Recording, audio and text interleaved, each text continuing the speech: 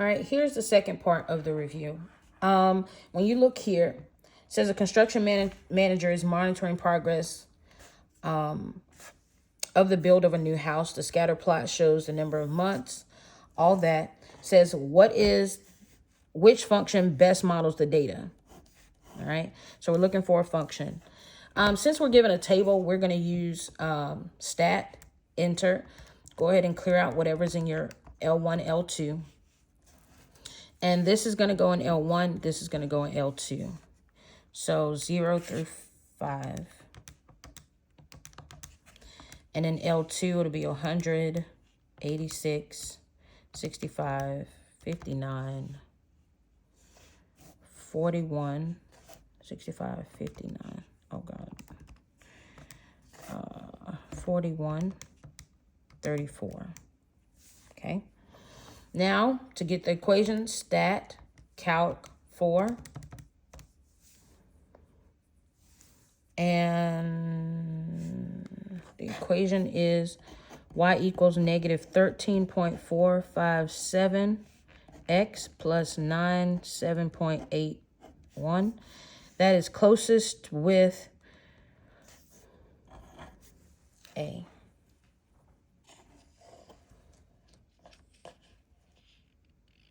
Okay. It says which situation best represents causation. Read through. When the number of bus stops increases, the number of sales decreases. Car sales decreases. No. When firefighters report to a house fire, the damage caused decreases. No. When ice cream sales increase, incidence of sunburn increase. No. When it rains several inches, yes. All right, rain does cause the lakes to rise. All right, now you need to look at this one here. You're making a prediction. It says, what is the best prediction of the percentage of baby rhinos? Percentage is Y here, age is X. So if we want to know the percentage of baby rhinos, that's the Y we want. It says that should be used to determine the amount of food given to each with 25 weeks. The 25 weeks is our X. That's telling you the age of the baby rhino. So what we would do is, like before, we're going to go ahead and put this in the calculator to come up with an equation so we can make a prediction. We could make a prediction based off this graph, but it would only be a very rough prediction. So the suggestion is just come up with your equation. So go in your calculator to stat.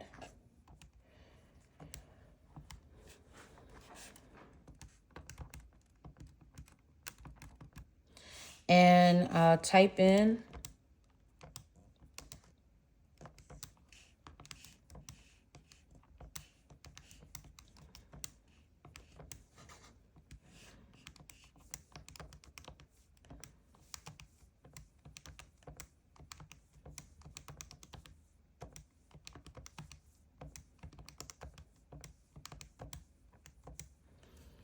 all right, now that all that's in, stat calc 4.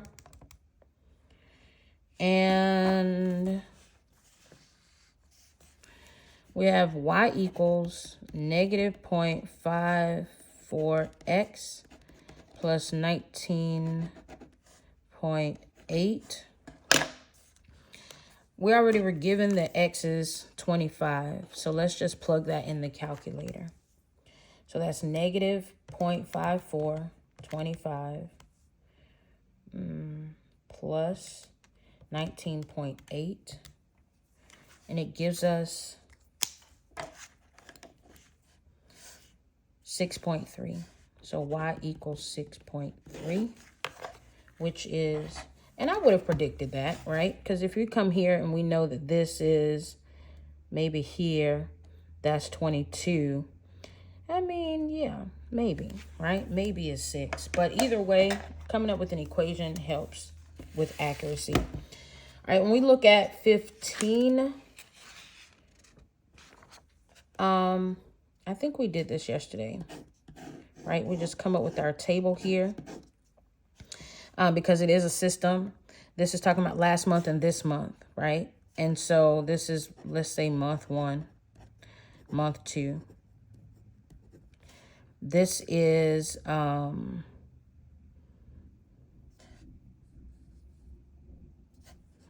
morning, afternoon, total.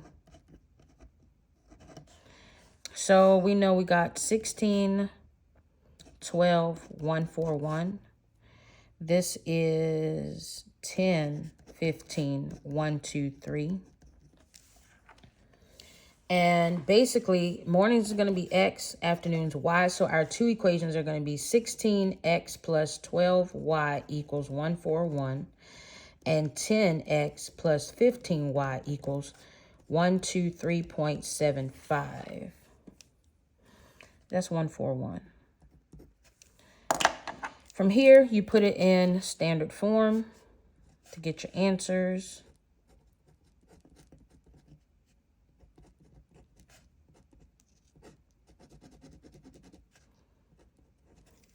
And then put it in your calculator. So this will be open parentheses 141 minus 16x, meaning 16, divided by 12, 123.75 minus 10x, close parentheses, divided by 15. Press graph, make sure we can see the intersection here. And we can. So now we just press second, trace 5, enter, enter, enter. And it looks like we have 5.25 and 4.75. Remember, it wants the morning route, which is our X. So that's 5.25, which is A. Okay. All right, almost done, guys. If we look here, which function best models the data from month 1 to 9. If it's month 1 to 9, it's going from here to here. It wants us to kind of eliminate the rest of it, right? So what I would do is just kind of choose a couple of points here. Notice this is a positive trend. So that means F and J are definitely not our answers. Excuse me. So what we can do is plug in a couple of these points. 1 point seems to be 2.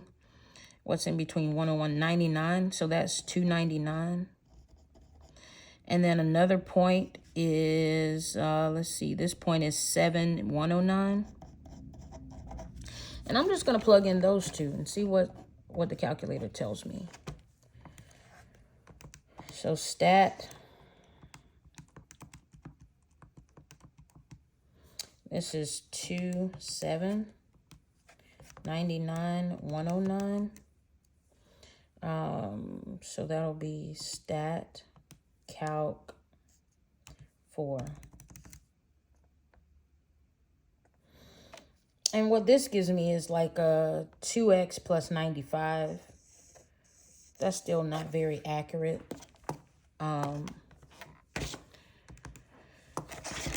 This is not my favorite question. I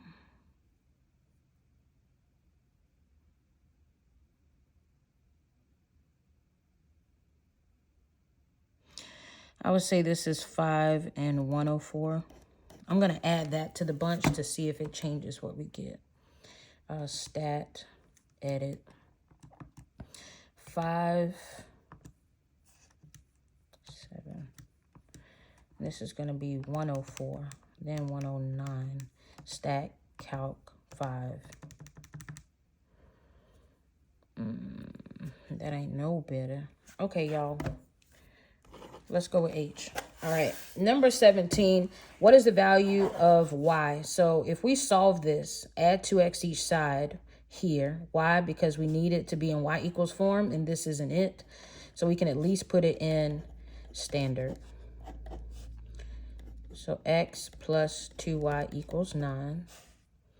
This one isn't in standard, but all we have to do is switch the x and the 6y. So this is x plus 6y equals negative 59.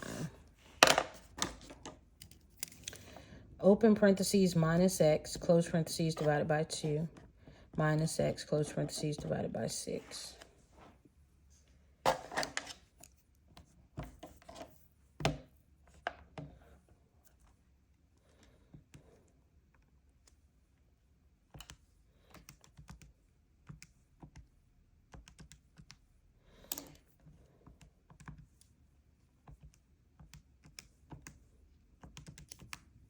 All right, press graph. Make sure we can see the intersection. And we kind of can't, so we're going to need to zoom out. Zoom 3, enter.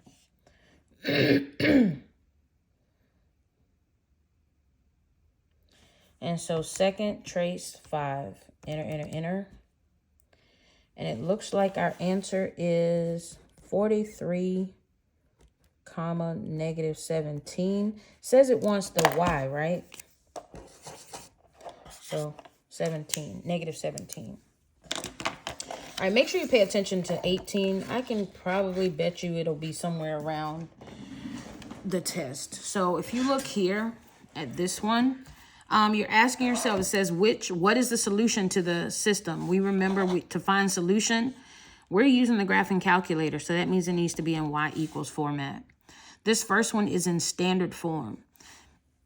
We've been practicing how to turn it. So all you got to do, parentheses, subtract 10x from each side, close parentheses, divided by, the coefficient is -1. Once you put all that on the right, erase it from the left so you know you're in y equals format now. Okay, so this can go into y1. Notice here, this is in y equals form. But remember, all of this is divided by 2. So in the calculator, we can put this in parentheses and divide it by 2. Or we can press second alpha. All right, so what do I mean by that? I'm going to show you. All right, go to y equals. And this will be parentheses 53 minus 10x, close parentheses, divided by -1. The second one is,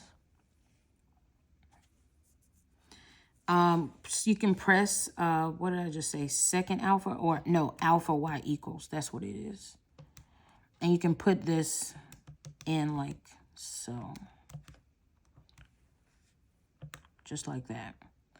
All right, if that didn't make any sense to you, then open parentheses, -13, put the numerator in parentheses,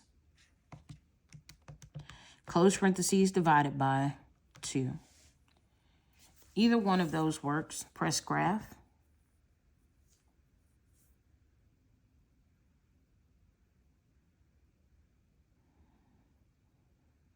All right, and then press second, trace 5, enter, enter, enter. And our answer is 6, 7, which is A. All right, the last one, a college student completed some courses with 3 credits, all that.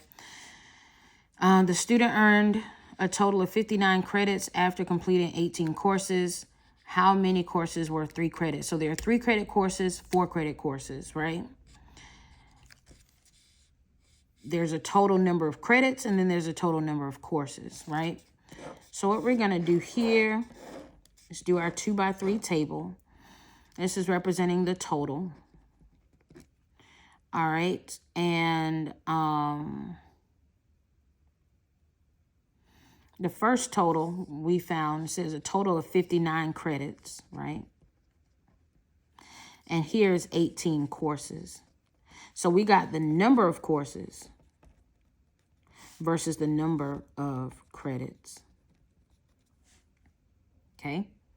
Now, how are we going to do this? Well, this is basically going to be X and Y, and each course can be worth 3 or 4. So this gives us the equation 3x plus 4y equals 59. X plus y equals 18. Open parentheses minus 3x, close parentheses, divided by 4. Or 18 minus x, close parentheses, divided by 1. So put this in.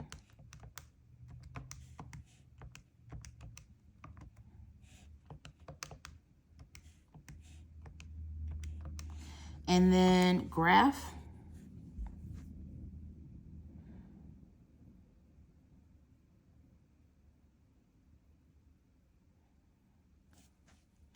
So press second, trace 5, enter, enter, enter. And we got 13 and 5. So the number of 3 credit courses, which is X, is 13. So that's our answer.